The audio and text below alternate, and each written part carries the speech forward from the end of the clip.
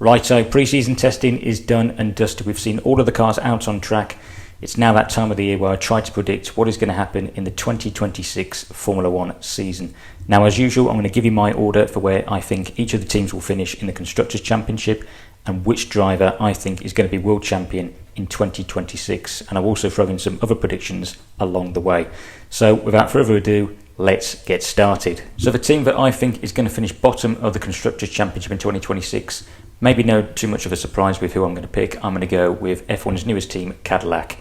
So I think pre-season testing hasn't exactly gone plain sailing for Cadillac, but that's maybe not too much of a surprise given they are obviously a new team. Just being at pre-season testing was a victory for them. You've got to remember that they're obviously starting from scratch. A lot of this is new to them. It's very much a learning curve for the majority of the team. Obviously, there are some experienced members which I think are going to be very much a crucial aspect to how they're going to tackle this season and if they're going to be able to improve as the year goes on.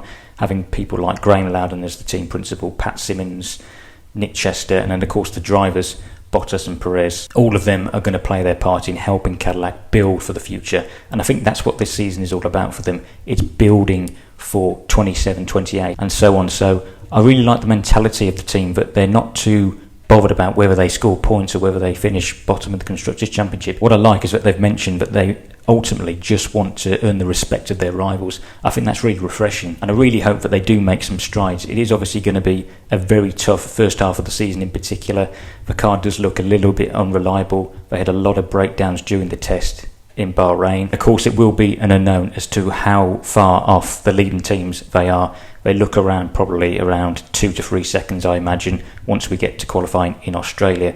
As for the team, I do think they will score points in their debut season. I think they can surely at least get 2 points finishes this season. And as for the drivers, I think if I were to pick who's going to finish ahead of who, I think that Perez will have the edge over Bottas this season. Finishing ahead of Cadillac in 10th place, I have gone with Racing Bulls. Now, many of you may disagree with that, but remember, this is based on where I think they're going to finish at the end of the season, not now, because at the minute, you've got to say Racing Bulls do look pretty handy. They're right in that mix in the midfield. Arguably have a car that could be leading the midfield at the start of the season. They're right in the thick of it with some of their other competitors. But I've simply gone for them to finish in 10th place for the reason that I think, one, they've got a very inexperienced lineup, the most inexperienced lineup on the grid. Of course, they've only got the one rookie driver that's driving the season in Arvid Lindblad, and then Liam Lawson is their lead driver, and he himself is not that experienced. So while the team themselves are experienced, they've got a lot of experienced team members, and of course they're coming off the back of a great 2025 when they finished 6th in the Constructors' Championship and bagged another podium finish. I find it difficult to visualise them repeating that this year. I think they're only likely to go backwards. That's not to criticise both Lawson and Lindblad. I think Lawson is a very handy driver. I just think it's come too early in his career to have that responsibility of being your team leader, and the pressure will be on him obviously to beat Lindblad. For Lindblad himself, he's obviously a very talented driver, hugely quick. I think this promotion to Formula 1 has come at least 1 year too soon in my opinion, but I have to say that in testing he has been pretty impressive. He's racked up a lot of laps. On the final day he did almost 3 race distances, so it's not like he's coming in unprepared. So I'm very interested to see how he gets on, but overall I don't see Racing Bulls setting the world alight in 2026. But as for who's going to finish ahead of who out of the drivers, I think Lawson will be pushed hard by Lindblad, but ultimately he will finish ahead in the Drivers' Championship. Placing in at number 9, I have gone with Audi, who also will be taking on their first season in Formula 1. Of course, they were previously the Sauber run team and have been taken over by the Audi group. So while obviously the name above the door has changed,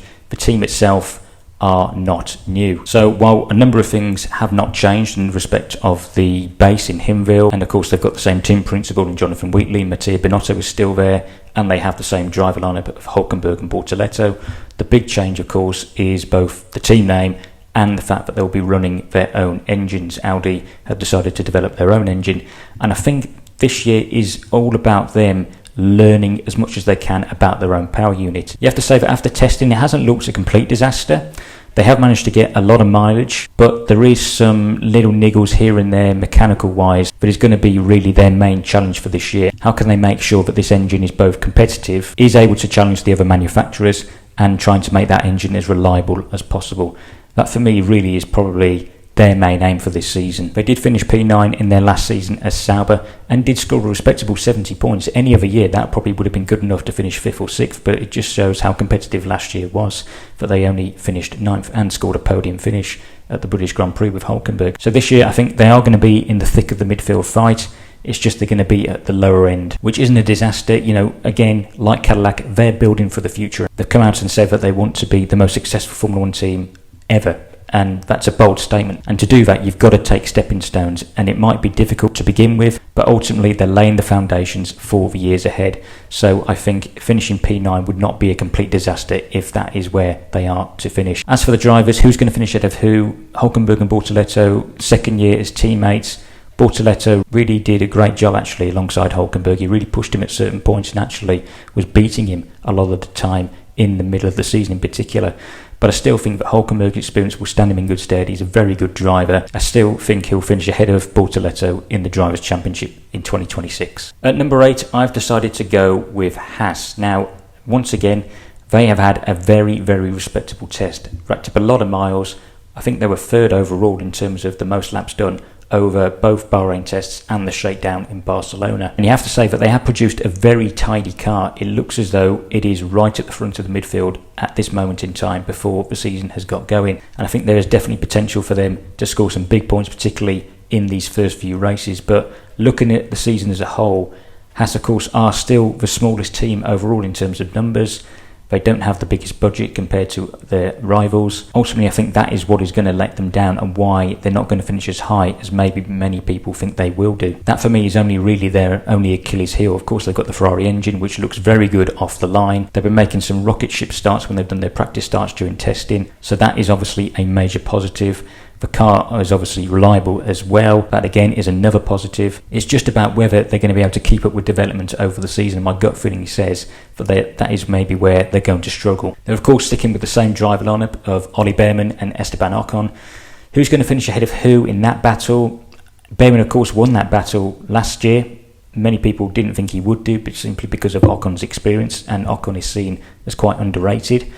There's a lot of pressure on Ocon this season. Ayo Komatsu, the team principal, has put a lot of pressure on his name actually to deliver some better results this year. Otherwise, many people are thinking that he could be out of the door. And truth be told, I think that is actually what's going to happen. I think Bearman will once again win the head-to-head, and Ocon could be out of a seat at Haas for 2027. But maybe he will step up his game. Let's see what happens. The team that I think is going to finish 7th in the Constructors' Championship is the team that is started the year on a real low and is in big trouble. It is Aston Martin. Now 2026 has started in the worst way possible for Aston Martin. The car was first of all late. They didn't get the car out in the shakedown at Barcelona until the 4th day. It then broke down after just a few laps, and then during the 2 Bahrain tests they have managed to gather the lowest mileage out of all 11 teams. It has been a complete disaster. Reliability problems, both down to problems with Aston's gearbox and with the Honda power units. Of course, Honda coming on board as a works partner this season. So this relationship is obviously very new, and it seems as though Honda is really on the back foot compared to the other engine manufacturers. And that is ringing obviously alarm bells with 2015 when Honda came back and partnered with McLaren, and we all know how that went. Is this going in the same direction? So far it seems it is. That's obviously not good news for Aston, who have got big ambitions to be fighting for victories and championships. They look so far off it though that unfortunately for them, I think they've got to completely write off this year as being a year that they're not going to be able to win races and fight for a championship. They've just got to focus on fixing the problems that they have at this moment in time, trying to understand the car a lot more, understand the power units. In fact, I can see 2026 being very similar to 2022, where Aston Martin started the year on the back foot. They had a very poor car at the start of the year that was way off the pace. And then as the year went on, they redeveloped the car, and by the second half of the season it was very competitive, and they climbed the order and finished 7th in the Constructors' Championship. I can definitely see them mirroring that. It's obviously a big shame because we had so much expectation on Aston Martin. The first Adrian Newey designed car, and when it rolled out in Barcelona at the shakedown, it looked simply jaw-dropping. It's sensational, it looked really aggressive, but it seems as though while it may be a good looking car, right now it is far from competitive enough to fight for the positions that the team will want to be in. So there's certainly a lot of work for them to do, but I think by the second half of the season they will be much more competitive. And I actually think I'm going to say that Aston will get a podium in the second half of the year. As for the drivers, this is an easy one. Fernando Alonso will finish ahead of Lance Stroll in the Drivers' Championship. Taking the 6th spot in the Constructors' Championship in 2026, I'm going to go with Alpine, who have had a very, very good test in Bahrain. The car looks reliable, they've racked up a lot of laps, and the car actually does look a little quick, even though it's difficult to predict where they are in terms of they didn't really do many race runs, certainly compared to their rivals, so it's difficult to say who they are ahead and who they are behind. One thing that is clear is they're not fighting the big four. They're out of that, but they could be at the head of the midfield and best of the rest. Of course, this is a year of discovery for Alpine because they've ditched their Renault Works engine deal that they've had for donkey's years, and they've gone for a customer Mercedes supply. This test was always going to be about them learning as much as they can about the Mercedes power unit, how it works, how it runs, how they can integrate it into the car as best as they can. And it seems as though it's been a very solid start for them with the Mercedes power unit. A lot of people are tipping them to make huge strides compared to last year. It was a disaster 2025 for Alpine, finishing bottom of the Constructors' Championship. A lot of people had initially predicted that they would be again in the midfield around sort of 6th or 7th.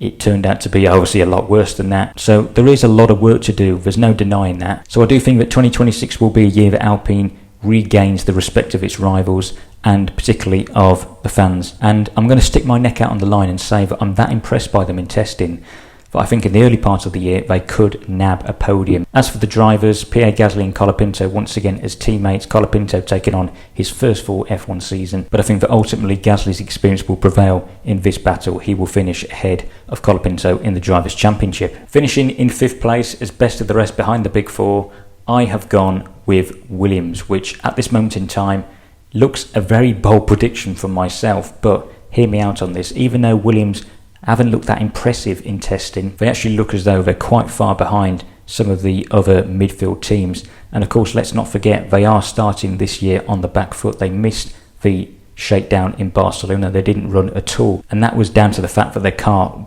simply wasn't ready to take part in that shakedown, and instead it was Bahrain where we finally got to see the Williams car out on track.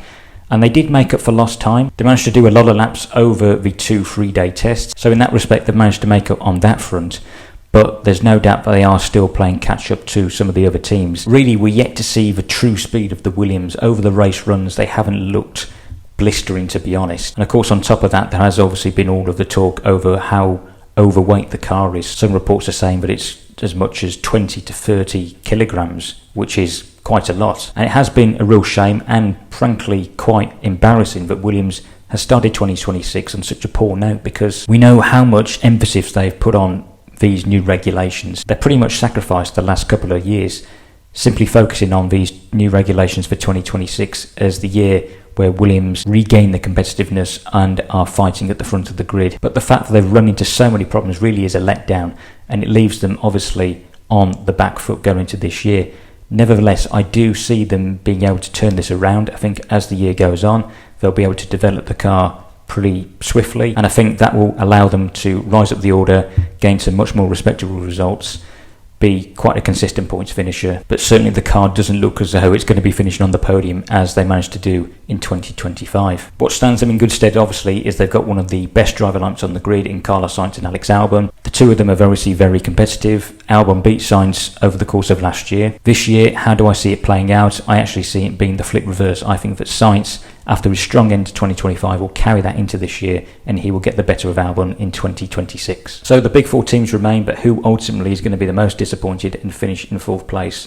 Well, for me, I'm going to predict that Red Bull will finish 4th place in the Constructors' Championship this year. Now, I want to stress just how difficult it is to predict which of these 4 teams that are remaining are going to finish, because they're so close. It's so difficult to predict who's ahead of who, especially as all of them are sort of playing the game of, no, you're faster, oh no, you're faster. But I've decided to go with Red Bull to finish in 4th, partly because they've got a new driver in Isaac Hadjar joining Max Verstappen, and also this obviously is a learning year for them, as it's the first year that they're running their new Red Bull powertrains engine, obviously also in partnership with Ford. Overall, the Bahrain tests were fantastic for Red Bull. They have really earned the respect of their rivals and actually have got a lot of heads turning in terms of how many laps they were able to complete and the little problems that they faced with their new powertrain. And it has got a lot of the other teams worried that although Red Bull weren't setting the timesheets alight, they are hiding something and could be extremely competitive from the get-go. And I do agree to an extent. I think they haven't shown their true potential yet.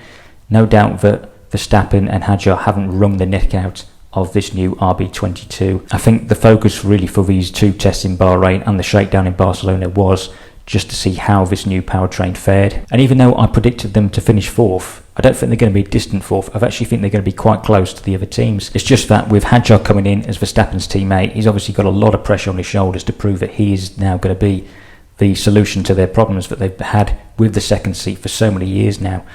I do think he's going to do a better job than the predecessors in that car. Is he going to win a race? I don't think so. I don't think he's quite ready. Do I see him on the podium? Absolutely. I do think he'll have a top 3 result at some stage this season. But I think 2026 for Hadjar is about getting up to speed and being as close to Max as possible. He hasn't got to beat him. He's just got to try and get as close as he can. So it's no surprise that I'm going to go with Verstappen to be the lead Red Bull driver this season. And on Max himself, do I see him staying in Formula 1 after this year, after his comments on the new rules? I do actually. I think he will stay for 2027. I think he still will be a Red Bull driver. Missing out on the top 2, in third place, I have gone with Ferrari. Now Ferrari have obviously ended the Bahrain test as the fastest team. Charles Leclerc set the fastest time of the pre-season test, and you have to say that Ferrari are really the only team on the grid that have kind of shown their hand quite early.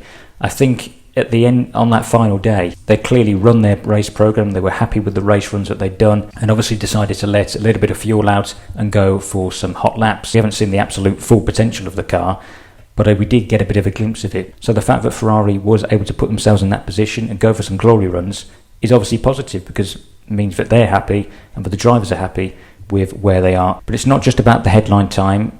There are other positives for Ferrari from this test in terms of their innovations on the car. You look at the rear wing, obviously that really caused a stir when the active aero is deployed. Instead of opening just normally similar to DRS, it instead flips around and rotates 180 degrees and is effectively upside down. Now, they're not necessarily going to run this. I think this was an initial test to see whether, one, it works and whether this is something they will pursue. But still, it was really impressive, and is what I love about when we have a new regulation phase, that we see the teams being inventive. Another advantage that Ferrari have over their rivals is, of course, race starts. The practice starts they've been doing over the test were unbelievably good. I mean, the car just looks like a missile as it takes off. They've just been able to get the car off the line so much better than everybody else, and that's down to the fact that they run the way that they are running their turbo.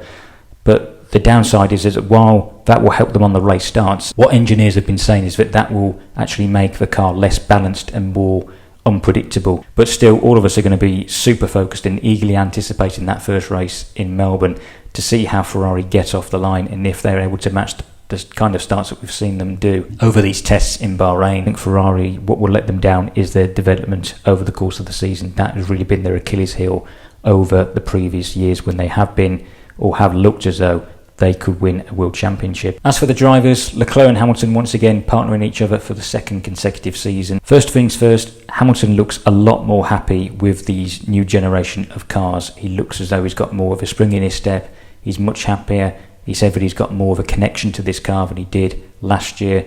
So I think we're going to see a much better year from Lewis in 2026 than we did in 2025. And I'm going to stick my neck out on the line and say that he will finish on the podium for the first time in red. For Leclerc, I think he will finish ahead of Hamilton once again and be the lead Ferrari driver in the championship. Also on Hamilton, before I forget, will he retire? No, I think he's going to stay on for 2027 because I think these new rules will reinvigorate him. That leaves us with the final two teams, and trust me, it has been so difficult to predict out of these two teams who is going to finish ahead of who and be the constructors champions for 2026. In the end, I have made a decision, and finishing in second place and missing out, I have gone with Mercedes. Mercedes obviously are many people's pre-season favourites, so this may be a bit of a surprise that I have not decided to go with them as the constructors champions for this year, but my gut feeling is that they will just miss out. Nevertheless, I think Mercedes go into this season clearly as the favourites. I think they have got the best car. We haven't seen the full potential of the new car. I think we got a glimpse of it in the shakedown in Barcelona, and that's why I think that Mercedes decided to rein it in a little bit for Bahrain, because they realised just how strong they had been in the shakedown. So I definitely think that they were sandbagging and holding back their true speed. How far ahead they are of the other teams, it's difficult to know at this stage, but I do think that they have an advantage over the field. It's just about how much of an advantage they will have. But I think going to Australia, they do look as though they are the team to beat. Aside from how competitive we think they're going to be, obviously there's been a lot of talk about how they're running their engine, the compression ratio, and all the controversy surrounding that. I think even if all of the teams are able to find a compromise, still think that Mercedes will still be out front, be the team that everybody is chasing, but who knows. As for the drivers, George Russell comes into the season obviously off the back of his best season yet in 2025. He was really, really impressive. Won 2 races, got a couple of pole positions as well. For me, he is driving better than ever, and he is now ready to fight for a world championship. He just needs the car. It looks as though he has got the car now. So I'm really excited to see how he gets on this season. And then alongside him, of course, Kimi Antonelli is back for his second year after his somewhat up and down rookie season. It started off actually very well. Then he went through that really difficult phase, particularly in the European leg of the season, but really picked up again in the second half and got a couple of podiums in Brazil and Vegas. I think Kimi will make some progress from last year, but I don't think he'll make enough of a leap to help Mercedes win that Constructors' Championship. I still think he is going to be playing second fiddle to Russell in 2026. But I did predict he was going to win a race in his rookie season, and I was wrong. So this year I'm going to make the same prediction that he will win a race, and I think I will be right. I do think that Kimi will at least win one Grand Prix, and I do think that he will also be close to Russell and ruffle his feathers from time to time. That means coming in at number 1, my Constructors' Champions for 2026 and for the third year running is McLaren. Now, McLaren are very much an unknown coming into this season. They very much think that they are part of that Big Four, but they don't think that right now they have the fastest package, and I absolutely agree with them. I think the car is there or thereabouts with Mercedes and with Ferrari, but I do think they come into this season a little bit on the back foot, and they have a lot of work to do to try and make the car more competitive so that they have a better chance of being able to defend both of their titles. It obviously has been a fantastic couple of years for McLaren, not just in terms of the number of races they've won and being able to win those 2 Constructors' Championships, and obviously winning the World Championship last year with Lando. The rate of progress that they've made since the middle of 2023 has been extraordinary. What stands them in good stead is obviously the car does look good. They obviously have the Mercedes power unit as well, and they have all of the same people that have helped them go from midfield obscurity to world champions in the space of 2.5 years. I think 1, being able to hang on to your most important team members, and 2, sticking with the same winning formula is going to be crucial to helping McLaren overcome what could be a bit of a tricky start to the season and being able to build and develop the car. Another thing that I think will help them win the Constructors' Championship is, of course, the driver lineup. They have the best driver lineup on the grid without a shadow of doubt. Piastri and Norris are 2 highly rated drivers. One of them, of course, is now a world champion in Lando.